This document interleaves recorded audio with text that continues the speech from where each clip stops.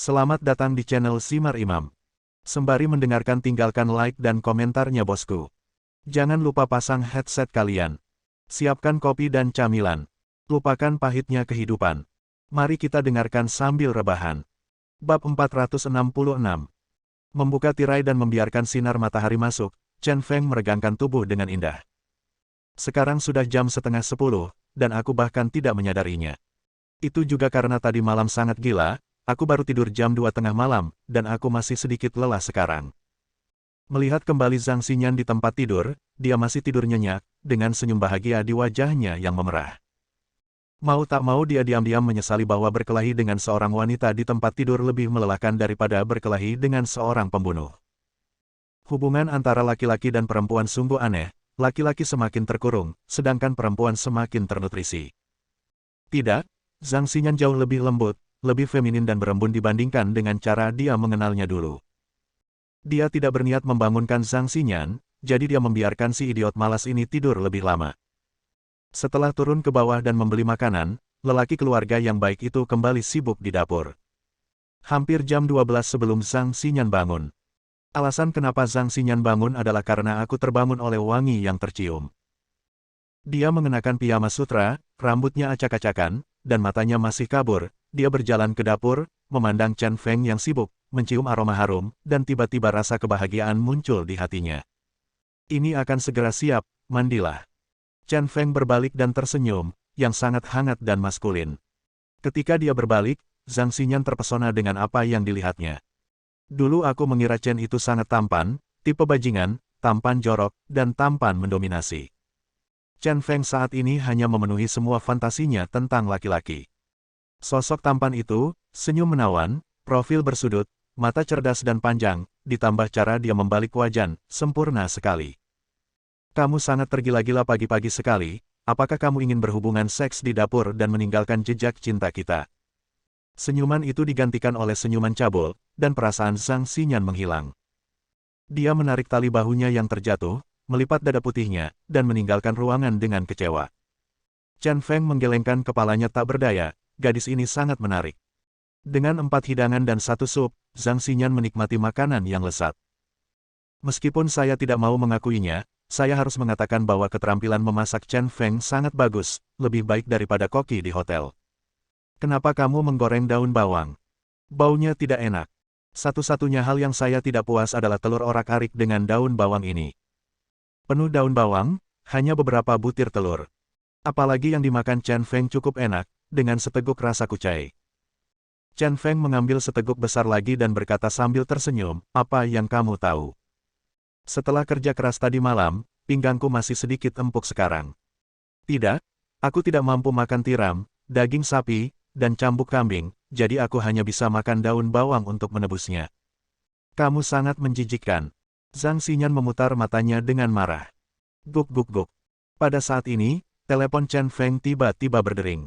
Dia mengangkat telepon dan berjalan ke balkon sebelum menjawab panggilan. Hei, Dayong. Panggilan ini datang dari Dayong. Ayah Tianzhan dan Ayah Wang Xuyan sudah sepakat bahwa begitu kita memasuki Beijing, mereka bersedia bergabung dengan kita untuk mendapatkan penjelasan tentang putra mereka. Kata Dayong. Mendengar hal tersebut, Chen Feng masih sedikit bersemangat. Tianzhan dan Wang Xuyan, seperti Dayong, juga merupakan anggota tim komando Shenyang. Namun, dalam insiden darah langit tahun itu, kedua kawan ini, kedua bersaudara ini, keduanya meninggal. Kali ini dia meminta Dayong meninggalkan Qinzi untuk mencari kerabat beberapa rekan seperjuangan lainnya dan membujuk mereka pergi ke Yanjing untuk meminta penjelasan. Kemuliaan seorang pahlawan tidak boleh disembunyikan di balik awan gelap. Meskipun mereka telah menerima medali, kehormatan itu harus disebarkan ke seluruh dunia di bawah bendera merah cerah. Di mana Yang Guo Wei? Apakah kamu tidak menemukan keluarganya? Chen Feng bertanya. Dayong menyebutkan 2 orang tadi, tetapi ada juga anggota tim terakhir, dan keluarga Yang Guo Wei tidak disebutkan. Keenamnya adalah satu kesatuan, dan tidak ada yang boleh terlewatkan. Dayong berkata, keluarga Yang Guo Wei cukup istimewa. Hanya ada satu saudara perempuan yang tersisa di keluarga dekatnya, bernama Yang Yani. Dia awalnya adalah seorang eksekutif perusahaan. Konon dia jatuh cinta dengan bawahannya, tapi pada akhirnya dia dilaporkan oleh pacarnya karena menggelapkan dana perusahaan. Pada akhirnya, Sepertinya dia menjual rumah lamanya dan meminjam banyak uang untuk memperbaiki lubang dan menghindari penuntutan. Sekarang Yang Yani benar-benar mencela diri sendiri, menyewa di sebuah desa di kota, dan mencari nafkah dengan menempelkan layar ponsel di ponsel orang. Saya menemukannya di toko lotre. Dia sepertinya punya masalah sekarang dan sangat menolak orang. Dan dia kecanduan tiket lotre. Setengah dari uang yang dia hasilkan dihabiskan untuk makan dan setengahnya lagi untuk membeli tiket lotre. Dan aku berkata ketika berbicara tentang Yang Guowei, dia langsung menolakku. Chen Feng tiba-tiba merasa tidak berdaya. Yang Guowei yang seperti baja sebenarnya punya saudara perempuan seperti itu. Dia berkata kepada Dayong, jika tidak berhasil, berikan saja dia sebagian dari uang itu, puluhan ribu, ratusan ribu atau jutaan. Saya akan menelepon dia dan membiarkan dia menjalani kehidupan normal, selama dia mau untuk pergi ke Yanjing bersama kami. Aku akan mencobanya, kata Dayong. Tunggu sebentar. Saat dia menutup telepon, pikiran Chen Feng tiba-tiba berubah dan dia berkata lagi, lupakan, kebetulan saya akan pergi ke kota Sinan dalam beberapa hari. Saya akan melakukan ini sementara kamu tunggu di sana. Memberi uang tidak masalah, tapi apa yang ingin dia lakukan akan menjadi peristiwa besar. Jika keluarga tersebut mengetahui bahwa mereka telah memberikan uang kepada Yang Yani, Bao Buki akan menggunakan alasan menyuap orang lain untuk menimbulkan masalah, meninggalkan alasan untuk dirinya sendiri. Apalagi kondisi Yang Yani saat ini belum tentu bisa disembuhkan dengan uang. Saya belum pergi menemui Kiao An, tapi dia pasti harus melakukan pencarian Sui Lifang di masa depan. Untungnya, semuanya melibatkan kota Sinan dan dapat diselesaikan sekaligus. Aku mengerti, orang gila. Oke, terima kasih atas kerja kerasmu. Setelah menutup telepon, Chen Feng menyerahkan tanggung jawab berat membersihkan piring kepada Zhang Xinyan. Sedangkan untuk dirinya sendiri, dia turun dan naik taksi ke departemen perang Qinxi. Itu semua kesalahan Hua Yulo palsu yang mengatakan dia akan mengembalikan Mercedes-Benz itu kepadanya, tapi pada akhirnya menghilang. Keadaannya sangat buruk sehingga dia harus membayar taksi. Setelah sampai di kawasan militer, Chen Feng tidak pergi ke Li Guoan atau Qinming, melainkan datang ke gedung perkantoran. Tempat itu dijaga ketat, dengan banyak tentara bersenjata yang berjaga. Ada juga banyak pria misterius berpakaian preman berbaju hitam yang berpatroli bolak-balik. Chen Feng datang ke kantor di lantai paling atas, begitu dia masuk, dia melihat kepala botak Kiao An, dan ada semua berkas kasus di tangannya, melihatnya dengan sibuk. Sepertinya ketua tim Kiao sangat sibuk. Chen Feng menggoda dan duduk di sofa mengurus urusannya sendiri. Dia menyilangkan kaki, menyalakan sebatang rokok dan menggantungkannya di sudut mulutnya. Mendengar suara Chen Feng, Kiao An segera mengangkat kepalanya dan menyingkirkan berkas kasus itu. Wajahnya tampak agak jelek, dan dia mendengus dingin, Chen gila, kamu terlalu hebat. Dekan kami meneleponmu dan kamu mematikan teleponmu. Aku pergi ke rumah sakit untuk mencarimu secara langsung, tetapi kamu berpura-pura mati dan mengabaikanku. Sekarang kamu terlihat cerah dan tidak ada masalah sama sekali. Tidak bisakah kamu bercanda? Kenapa kamu tidak bersembunyi lagi? Sudah kubilang, jangan lupa, alasan kenapa kamu bisa mengalahkan Lou Yuji di Qinxi adalah apakah karena kompleks No. 6 memberi Anda dukungan, jika tidak, Anda akan bisa memindahkan Lou Yuji. Wajah Chen Feng juga sedikit gelap, dan berkata, Ketua Tim Kiao, mengapa kamu begitu marah? Apakah kamu makan bahan peledak? Meskipun kompleks No. 6-mu membantuku, tapi bukankah aku membantumu? Dalam misi level A ganda ini, kasus Lou Yuji diselidiki, dan hard drive datanya juga diretas. Apalagi yang harus dilakukan, apa yang kamu mau? Jangan memaksakan hidung dan wajahmu. Di kompleks No. 6 Anda, hanya dekan Anda yang berhadapan dengan saya, Anda tidak perlu meneriaki saya di sini, bukankah itu hanya membunuh Rubio? Apa masalahnya? Bab 467. Baiklah, Chen Feng, ayo berhenti bersikap sombong dan mari kita bicarakan. Setelah Chen Feng menundukkan wajahnya, Kiao An menghela nafas dan hanya bisa bersikap lembut. Meskipun dia masih sangat marah pada Chen Feng karena membunuh Rubio terlepas dari halangannya. Tapi orang ini memiliki temperamen yang gila sehingga tidak ada seorang pun di dunia ini yang bisa mengendalikannya kecuali Tuan Yan yang sudah meninggal. Kematian Lou Yuji meninggalkan banyak kekacauan, dan banyak hal yang masih perlu dibicarakan, jadi dia tidak punya pilihan selain menaiki tangga dan turun terlebih dahulu. Apakah ini benar? Ayo, merokok satu. Karena pihak lain menunjukkan kelemahan, Chen Feng meminjam keledai dari lereng dan segera tersenyum.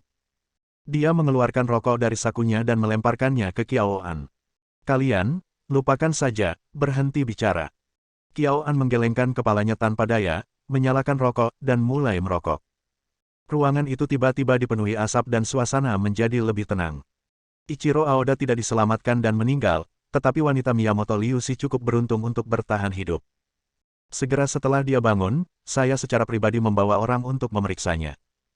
Wanita ini memiliki mulut yang sangat ketat dan sangat halus. Saya tidak bisa menanyakan sesuatu yang berguna.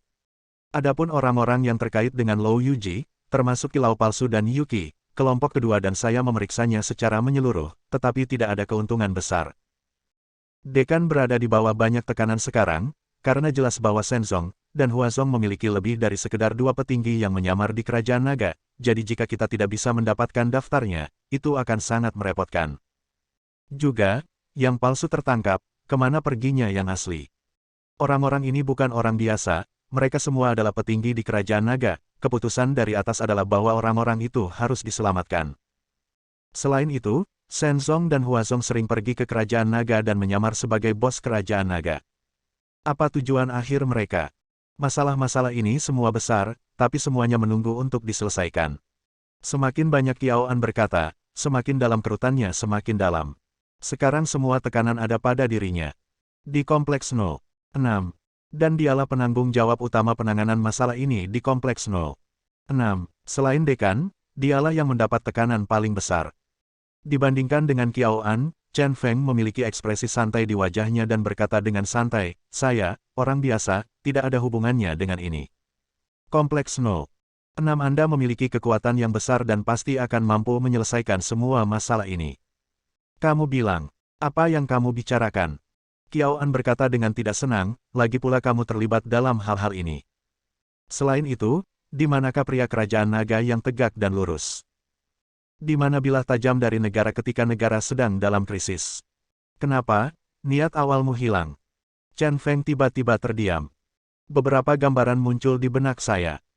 Saat itu, ia mengenakan seragam militer lurus dan mengumpat dengan lantang di bawah bendera merah yang berkibar. Setia pada negara, setia pada rakyat. Lemparkan kepalamu dan tumpahkan darahmu, dan bersiaplah untuk melindungi tanah ini dengan nyawamu sendiri selama sisa hidupmu. Oke, berhenti bicara omong kosong, apa yang akan kamu lakukan? Setelah menarik pikirannya, Chen Feng berhenti bercanda. Kata-kata Qiao An bisa dibilang menusuk bagian terlembut hatinya. Ini masalah kepentingan nasional, apalagi dia hanya warga negara biasa, kalaupun dia akan mati, dia akan merangkak menghancurkan kekuatan yang menyerbu China. Inilah akar yang tumbuh di hatinya, gairah yang tidak bisa diubah. Wajah Qiao An akhirnya sedikit rileks. Ia memuji, benar saja, seperti yang dikatakan dekan, selama negara dalam bahaya, kamu bukan lagi orang gila, tapi pedang tajam bagi negara. Maksud dekan sangat jelas, yaitu mengikuti perintah garis Lou Yuji dan ikuti petunjuknya. Misi ini telah dinilai sebagai misi tingkat S. Di Kerajaan Naga, orang yang paling cocok untuk menyelesaikan misi tingkat S adalah Anda, Chen Gila. Ini bukan sebuah topi tinggi, tapi nyata.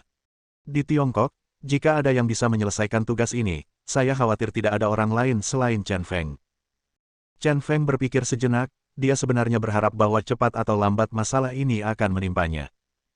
Dia berkata, kalian mendapatkan orang bebas, kalian akan menggunakannya sampai mati. Setelah misi ganda level terakhir, kalian bahkan tidak memberi saya sepeser pun setelah menyelesaikannya, dan kalian masih menyalahkan saya atas Rubio. Kali ini di sini lagi, Anda ingin saya bekerja secara gratis, saya sangat mudah dibodohi, setidaknya Anda harus memberi saya beberapa manfaat. Qiao An tertawa dan berkata, jangan khawatir, negara tidak akan lupa kontribusi Anda, ia akan mengingatnya satu persatu. Ngomong-ngomong, dekan meminta saya untuk memberi Anda pesan, semakin besar pahala Anda, semakin percaya diri Anda di Beijing. Anda harus mengumpulkan beberapa chip untuk diri Anda sendiri. Anda adalah pahlawan Kerajaan Naga dan kamu telah membantu Kompleks 06. Setidaknya kamu bisa berada di ibu kota Yanjing, kamu bisa bersantai, ini adalah kata-kata yang tepat. Chen Feng tiba-tiba berpikir keras. Pria tua pendek benar-benar memahami pikirannya secara menyeluruh. Dengan dukungan halaman 06, bahkan 3 keluarga di Yanjing pun harus mewaspadai 3 poin. Kesepakatan ini sangat berharga. Selain itu, Lou Yuji kurang lebih adalah peserta pertemuan 7 orang tahun itu, dan mungkin ada hubungannya dengan insiden Tianshui. Adapun Shenzong, pada awalnya tidak dapat dipisahkan dari insiden Tianshui. Kali ini, semuanya perlu ditelusuri kembali ke sumbernya. Oke, jangan berkelahi. Saya setuju dengan ini, tetapi Anda masih memiliki aturan lama yang sama. Anda harus mendengarkan saya dan bekerja sama dengan saya tanpa syarat. Bisakah Anda melakukannya? Kata Chen Feng. Qiao An mengangguk dan berkata, tidak masalah, kami telah bekerja sama lebih dari sekali atau 2 kali. Kalau begitu, saya tidak akan bertele-tele. Sayalah yang membunuh Lou Yuji. Saya juga mendapat beberapa informasi di akhir. Orang ini, dia ada kaki tangan di Sinan, Anda dapat mengikuti garis ini dan menggali lebih dalam. Chen Feng duduk tegak. Sinan. Qiao An berpikir sejenak dan kemudian berkata, kalau begitu saya akan segera mengirim orang ke Sinan dan memastikan untuk menggali orang itu. Chen Feng menggelengkan kepalanya dan berkata, itu ide buruk. Anda lupa apa yang baru saja Anda katakan. Ya, Anda harus mengikuti pengaturan saya. Lalu menurutmu apa yang harus kita lakukan? Qiao An bertanya. Chen Feng melihat ke kejauhan dan mengembuskan asap terakhir. Lalu dia menekan puntung rokok dengan ibu jarinya dan membuangnya ke tempat sampah. Dia berkata, jalur ini adalah satu-satunya, jadi kita harus memanfaatkannya sebaik mungkin. Anda menyebarkan berita, dan Anda juga dapat menyebarkan adegan Lou Yuji dan si bisu di kereta bawah tanah, dan kemudian mengeluarkan perintah buronan untuk si bisu. Si bisu itu milikmu. Qiao An tiba-tiba menyadari, saya mengerti, tidak banyak orang yang mengetahui identitas si bisu. Anda ingin menggunakan si bisu untuk berhubungan dengan kaki tangan Lou Yuji di Sinan. Bukankah kamu bodoh? Chen Feng menyipitkan matanya dan berkata sambil tersenyum, iya, ini solusinya, jadi saya akan pergi ke Sinan dan menggali orang itu sendiri. Melihat betapa tulusnya kamu, aku juga akan memberitahuku sesuatu tentangmu, apa yang baru saja terjadi. Qiao An tampak aneh. Ada apa? Chen Feng berkata dengan tidak sabar. Yang paling dia benci adalah ketika orang lain tidak tahu harus berkata apa dan hanya terus berceloteh. Qiao An tersedak rokoknya, terbatuk, lalu berkata, mayat pendeta hantu itu dicuri. Bab 468. Mayatnya dibawa pergi. Mata Chen Feng melebar karena terkejut di wajahnya. Sudah lama sekali, tapi masih ada orang yang mencuri mayat. Lagi pula, pendeta hantu itu seperti orang mesum, bahkan mencuri tubuhnya, dan dia tidak takut mimpi buruk. Apakah mayat pendeta gunung telah dicuri? Chen Feng bertanya. Jika mayatnya pendeta gunung juga dicuri, mungkin Shenzong yang melakukannya. Saya mengerti maksud Anda. Anda curiga Shenzong yang melakukannya, tetapi tubuh pendeta gunung itu baik-baik saja. Kata Qiao An, mengeluarkan tas bukti dari laci dan mengeluarkan selembar kertas merah muda. Lihat ini, sepertinya ini untukmu.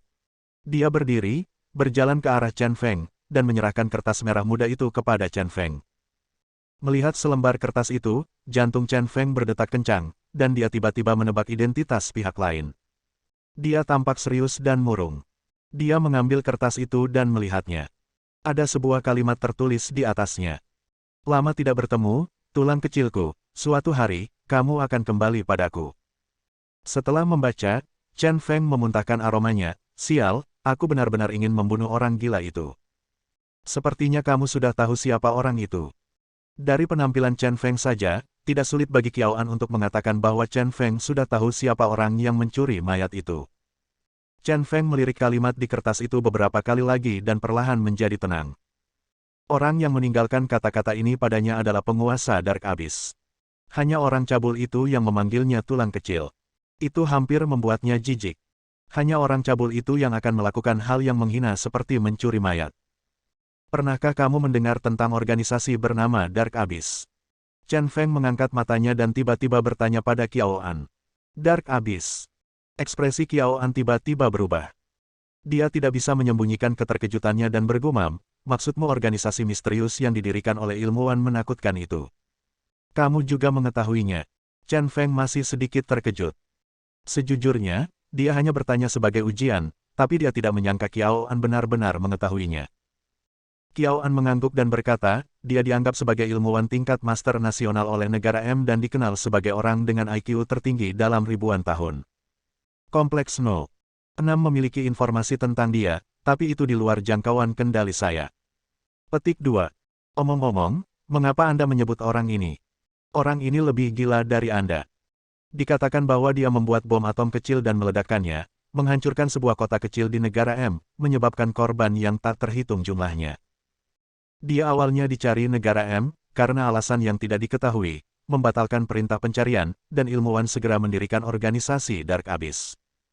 Kedengarannya konyol untuk mengklaim menemukan sumber kehidupan. Sama sekali tidak konyol. Chen Feng berkata dengan tegas sejujurnya, orang yang mencuri tubuh pendeta hantu itu seharusnya adalah orang dari Dark Abyss, dan kertas merah muda ini ditinggalkan oleh psikopat. Orang itu mesum, dia suka warna pink. Kata-kata ini juga ditulis olehnya, dan aku mengajarinya bahasa kerajaan naga di awal. Pria itu memang jenius yang menakutkan. Dia hanya mengajarkan bahasa kerajaan naga yang rumit satu kali, dan pihak lain mempelajarinya. Rahang Qiao An hampir ternganga karena terkejut. Kata-kata Chen Feng sungguh sulit dipercaya. Dan menurut apa yang dikatakan Chen Feng, sepertinya dia pernah mengenal ilmuwan mengerikan ini sebelumnya. Setelah sadar kembali, dia bertanya, mengapa dia mencuri tubuh pendeta hantu. Chen Feng mencibir dan berkata, kamu mungkin tidak memahami ini, karena pendeta hantu memiliki identitas khusus, yaitu Speed Extremis. Hanya satu orang di antara puluhan jutaan orang mungkin terlahir dengan pembatas kecepatan fisik. Alasan mengapa psikopat itu mencuri tubuh pendeta hantu adalah untuk kembali dan mempelajarinya. Psikopat itu saat itu sangat tertarik pada tubuh 5 ekstrim. Namun orang-orang 5 ekstrim yang terkenal biasanya adalah orang-orang dengan kekuatan yang tidak dapat diprediksi, dan ia tidak mudah untuk ditangkap. Tidak, dia bertemu dengan speedster yang sudah mati dan mencurinya kembali seperti harta karun. Sekarang masalahnya agak serius, awalnya saya berpikir bahwa saya tidak akan berhubungan lagi dengan psikopat ini dalam waktu singkat. Tapi dia tidak menyangka tentakel pihak lain telah mencapai sisinya. Qiao An masih shock, masalah ini rumit dan harus dilaporkan ke dekan. Dia berkata kepada Chen Crazy, saya akan melaporkan masalah ini kepada dekan dan meminta orang-orang dari Kompleks 6 mengumpulkan informasi tentang Dark Abyss. Meskipun orang ini gila dan menakutkan, bagaimanapun juga ini adalah kerajaan naga, dia belum memiliki banyak energi untuk membuat gelombang di sini. Chen Feng mengangguk dalam diam, tapi dia setuju dengan kata-kata Qiao An. Soal Dark Abyss hanya bisa dikesampingkan untuk sementara waktu, ia bertanya pada Qiao An, di mana Miyamoto Liu Xi. Saya ingin bertemu dengannya. Soal Dark Abyss hanya bisa dikesampingkan untuk sementara waktu. Itu di rumah sakit Departemen Perang, karena orang ini terlalu kuat, juga dia adalah Night Fury di dunia malam yang gelap. Saya tidak berani mengabaikannya, jadi saya meminta Jenderal Li untuk mengirim lebih dari 50 tentara dengan senjata dan peluru tajam untuk menjaga dia siang dan malam. Jika kamu ingin pergi, aku akan mengantarmu ke sana. Qiao An memasukkan kembali kertas merah muda itu ke dalam tas bukti dan menguncinya di laci. Dia membawa Chen Feng ke rumah sakit Departemen Perang. Jika benar seperti yang dikatakan Qiao An, setiap lantai dipenuhi tentara bersenjatakan dan dijaga ketat. Keduanya naik ke atas bersama-sama. Chen Feng tiba-tiba teringat sesuatu dan bertanya pada Qiao An, ketua tim Qiao, latar belakang apa lagi yang dimiliki keluarga Seng Guang Rubio? Mengapa hidup dan matinya membuatmu berperilaku takut seperti ini? Qiao An tidak menjawab secara langsung, tetapi malah bertanya, apakah Anda tidak melakukan kontak dengan orang-orang dari keluarga Seng Guang di kapal judi? Apakah Anda tidak merasakan identitas mereka yang menakutkan? Chen Feng berkata, jangan bicara tentang hal-hal yang lain. Tidak peduli seberapa kuatnya mereka masih di domain O. Ketika mereka datang ke kerajaan naga, apakah kita masih harus melihat wajah mereka? Qiao An menghela nafas dan kemudian berkata, saya juga tidak mengerti. Ini adalah apa yang diberikan dekan kepada saya. Dikatakan bahwa negara F telah membuat pernyataan serius dalam beberapa hari terakhir. Keluarga-keluarga di Yanjing yang bermusuhan dengan Anda segera melompat keluar dan ingin menghukum Anda. Jika Anda tidak membuat kontribusi kali ini, dekan dan Tuan Su akan mewakili Anda berbicara. Anda telah melakukan hal yang tabu besar kali ini. Chen Feng tidak bisa tidak bertanya-tanya, apakah keluarga Seng Guang ini benar-benar memiliki energi seperti itu. Dia datang jauh-jauh untuk membunuh seseorang, tapi dia hanya melawan untuk membela diri. Bagaimana dia bisa menyebabkan begitu banyak masalah? Lain kali saya bertemu Aphrodite, saya harus mencari tahu latar belakang khusus keluarga Seng Guang. Sambil berbicara, mereka berdua telah mencapai bangsal terdalam di lantai 4. Ini adalah kamar single, sangat luas. Miyamoto Liu Xi, dengan wajah lembut, melihat keluar jendela dengan gembira. Jangan lihat, meskipun pemandangan di luar bagus, kamu tidak bisa keluar. Melambai ke Qiao An, Chen Feng berjalan ke tempat tidur, membawa bangku, dan duduk di hadapan Miyamoto Liu Xi. Qiao An menutup pintu dari luar dan pergi. Melihat Chen Feng, Miyamoto Liu Xi tersenyum anggun dan berkata dengan ringan, "Tuan Chen Feng, saya harus berterima kasih karena telah menyelamatkan saya. Dikatakan bahwa Anda menyelamatkan saya dari peti mati." Chen Feng tertawa dan tertawa. Berkata, "Tidak apa-apa, ini hanya masalah kenyamanan, jangan khawatir, kamu tidak perlu membayarku dengan tubuhmu, aku benar-benar punya hati nurani, katakan saja padaku mengapa Huazongmu bekerja sama dengan Shenzong. Saya ingat Huazong Anda, tetapi Anda selalu berselisih dengan Shenzong. Apakah Master Sekte Anda menderita penyakit Alzheimer?" Bab 469. Mata Miyamoto Liu Xi sangat menawan, hanya dari matanya saja terlihat orang tersebut sedang tersenyum padamu. Sekarang, dia setengah tahanan, tapi dia tidak merasa gugup sama sekali. Sebaliknya, dia memiringkan kepalanya dan berkata sambil tersenyum santai, "Saya hanya takut memberikan hidup saya kepada Anda. Tuan Chen Feng juga tidak menyukai saya." Karena Tuan Chen Feng berkata, "Izinkan saya menjawab pertanyaan-pertanyaan ini kepada membalas upaya penyelamatan nyawamu." "Baiklah, kalau begitu aku tidak punya pilihan selain mematuhinya. Huazong tidak memiliki kontak apapun dengan Shenzong sebelumnya, tetapi sebagai bawahan, kami hanya mematuhi perintah Master Sekte. Kata pemimpin sekte bahwa kita harus bekerja sama dengan Shenzong, jadi kita hanya bisa bekerja sama dengan Shenzong. Untuk alasannya, saya kira Tuan Chen Feng hanya bisa bertanya kepada pemimpin sekte, karena saya benar-benar tidak tahu." Tidak terlalu terkejut dengan jawaban ini, Chen Feng berkata sambil tersenyum, "Jawaban Anda tidak seperti jawabannya. Apa bedanya jika saya tidak mengatakan apa-apa? Anda tidak dapat membalas anugerah penyelamatan hidup seperti ini, apakah Anda tidak akan berterima kasih?" Miyamoto Liu Xi tersenyum dan berkata, "Bukannya saya tidak berterima kasih, tetapi saya mengatakan yang sebenarnya dan Tuan Chen Feng tidak puas. Lidahmu cukup tajam."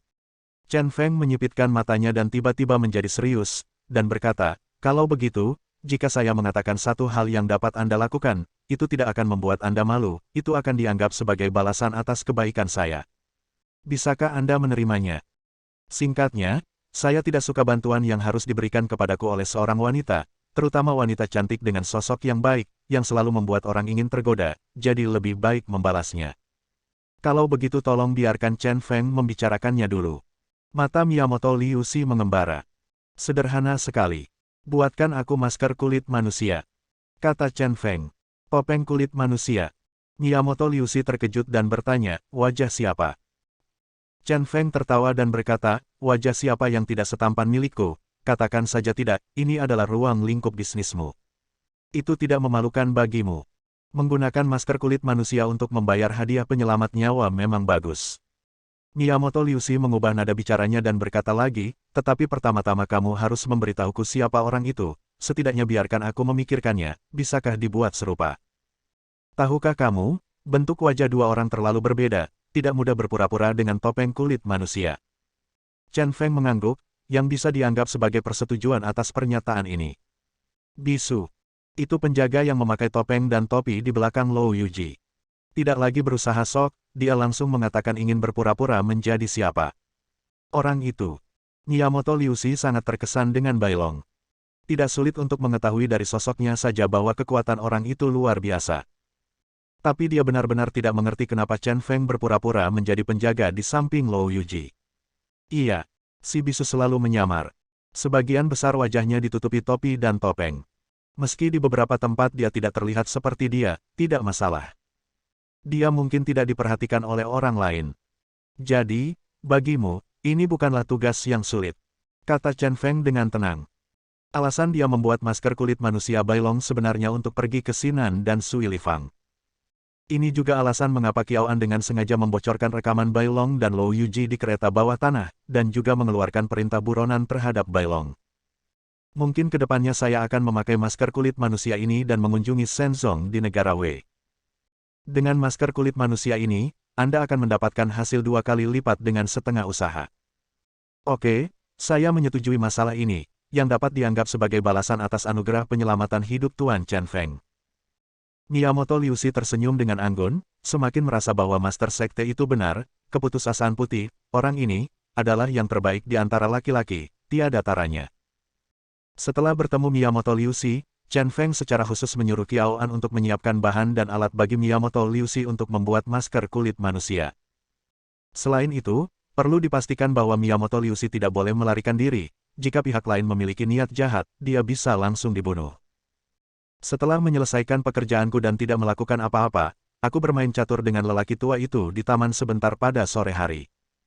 Melihat hari mulai gelap, Chen Feng menelepon Zhang Xinyan dan memberitahunya bahwa dia tidak akan kembali malam itu. Dia naik taksi dan datang ke klub di pinggiran kota. Clubhouse ini dibangun dengan gaya antik, dengan dua lentera merah tergantung di depan pintu kayu tua. Di dalam lampion terdapat cahaya lilin asli yang samar-samar menyinari plakat gelap. Paviliun Ting Feng. Melihat tiga kata elegan ini, suasana hati Chen Feng tampak jauh lebih tenang, dan seluruh dirinya benar-benar tenggelam dalam keadaan santai. Setelah membuka pintu dan masuk, kedua pelayan yang keluar menyapa Chen Feng dengan hormat seolah-olah mereka mengenal Chen Feng. Ada jalan berliku menuju ke tempat terpencil, dan halaman kecilnya anggun dan nyaman. Di seberang halaman, ada bangunan 4 lantai berwarna abu-abu. Menginjak tangga kayu yang berderit, Chen Feng berjalan sendirian, karena dia tahu bahwa favorit Ruan Qingqiu adalah loteng di lantai paling atas. Di lantai 4, ada taman kecil, sangat indah. Keharuman bunganya yang menyegarkan membuat orang merasa nyaman. Pada saat yang sama, suara guzeng yang panjang terdengar dari dalam ruangan. Ringan dan elegan, lembut dan merdu. Chen Feng memejamkan mata dan mendengarkan. Lagu aslinya yang melankolis memiliki sedikit kegembiraan bercampur di dalamnya. Musik menghubungkan manusia dengan lingkungannya, dan hanya dapat dikatakan bahwa tangan yang memainkan senarnya seolah-olah menantikannya, dan seolah-olah menunggu. Dengan senyuman di wajahnya, Chen Feng melangkah ke kamar. Di ruangan kosong, tirai kasa tipis dan Ruan Qingqiu duduk di tengah, mengenakan congsam merah, sangat elegan. Dengan jari-jarinya yang ramping, guzeng di depannya tampak menjadi hidup, mengirimkan nada-nada menenangkan ke sekeliling di tengah angin malam. Chen Feng tidak mengganggunya, hanya berjalan ke samping dan duduk, bersandar dengan nyaman di bantal, menutup mata dan mendengarkan. Di atas meja di sebelahnya, asap hijau mengepul, dan bau kayu menyapu kepala Chen Feng, seluruh tubuhnya seolah terpisah dari tubuhnya, dan semangatnya tinggi di langit.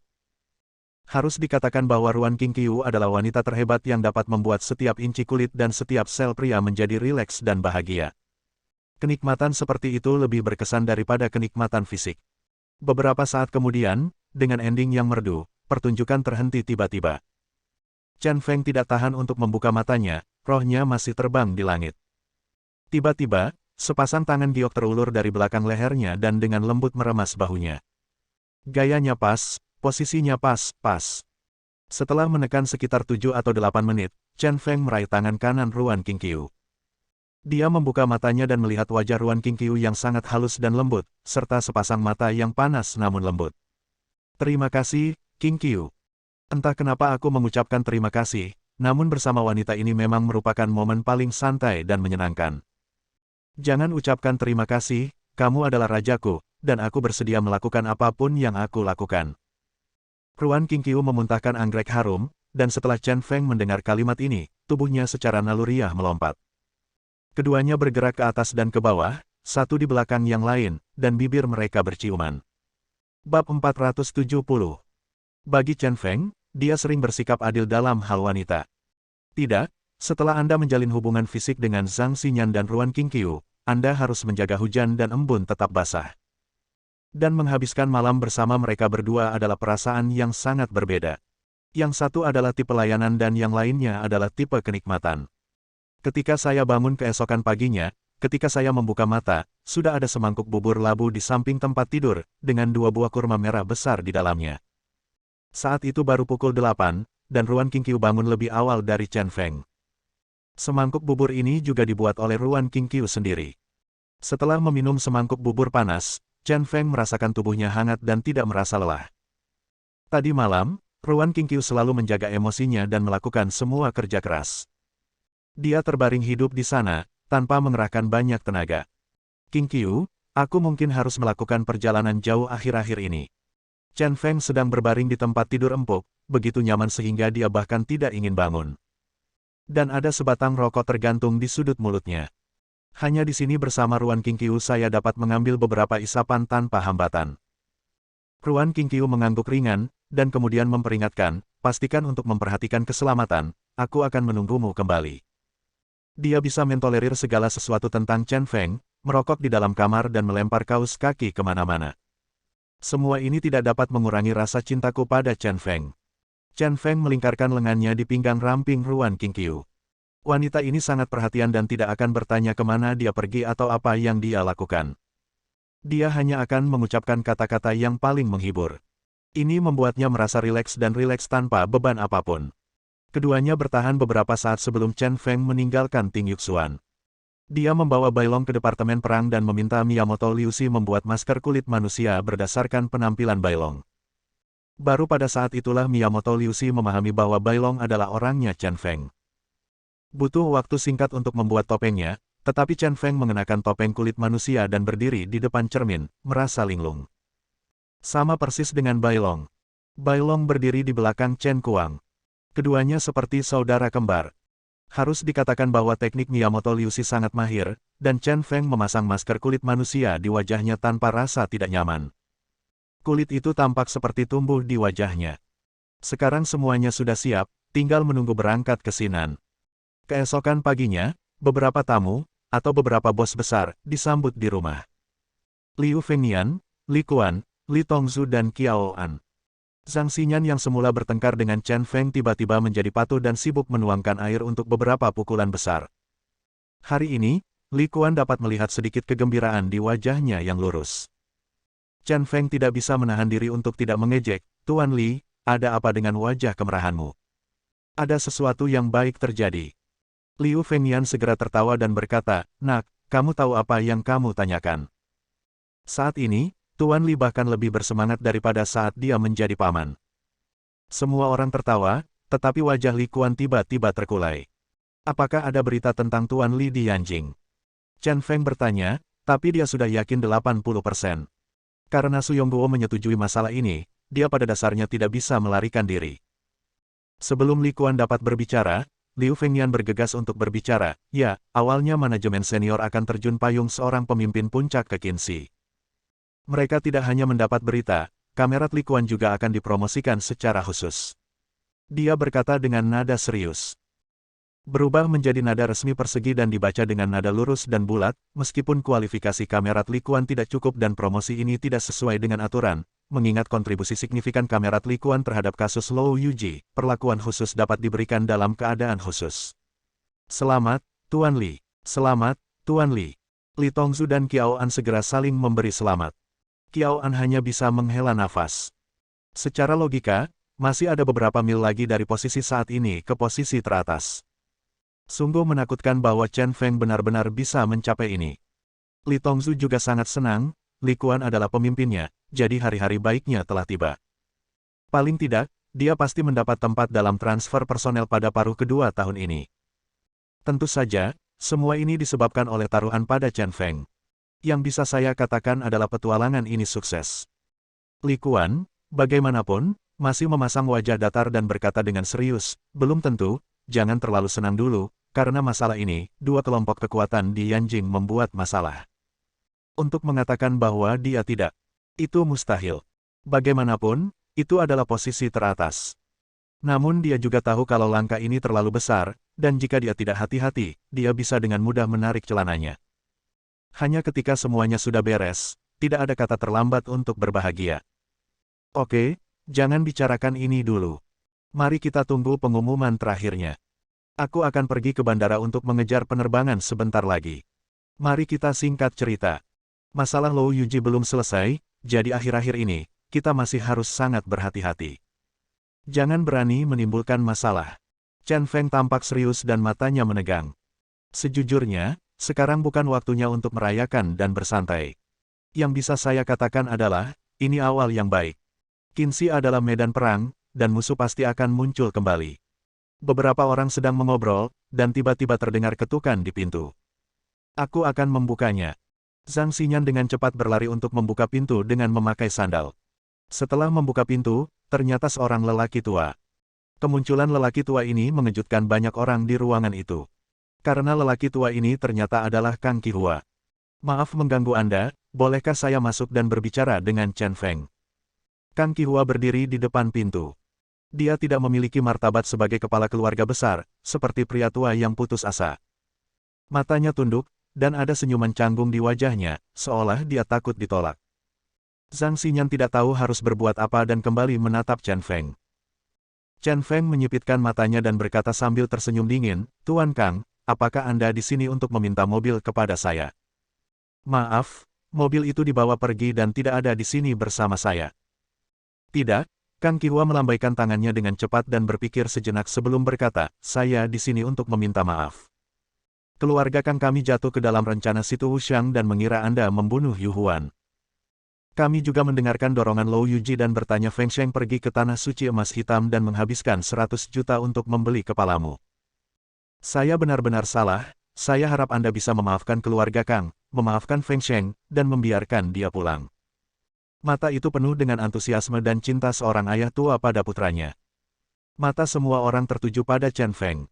Siapa sangka direktur Sengkang Group yang memiliki aset senilai puluhan miliar itu akan datang memohon kepada Chen Feng. Beberapa hari yang lalu, keluarga Kang memandang Chen Feng seolah-olah mereka badut. Sekarang saya merasa menyesal. Pembalikan ini cukup besar.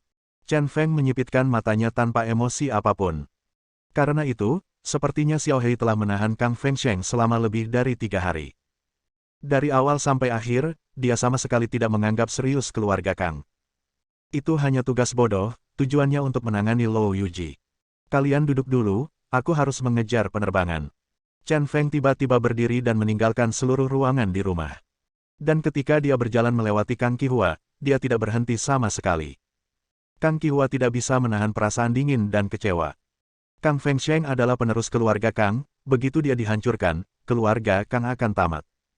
Saat ini, Qinshi telah sepenuhnya menjadi dunia Chen Feng.